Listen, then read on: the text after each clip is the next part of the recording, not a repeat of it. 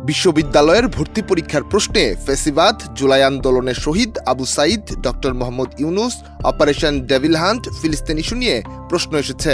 এই ঘটনা ঘটেছে রাজশাহী বিশ্ববিদ্যালয়ের প্রথম বর্ষের এ ইউনিটের ভর্তি পরীক্ষায়।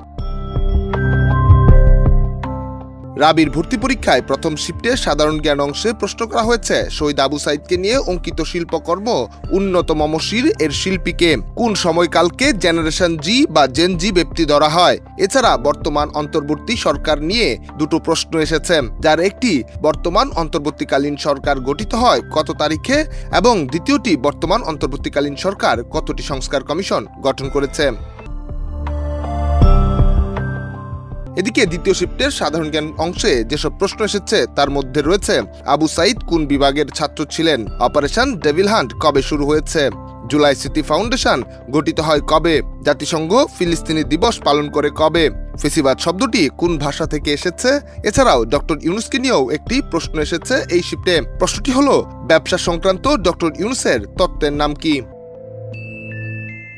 ডেস্ক রিপোর্ট, দেশ রূপান্তর।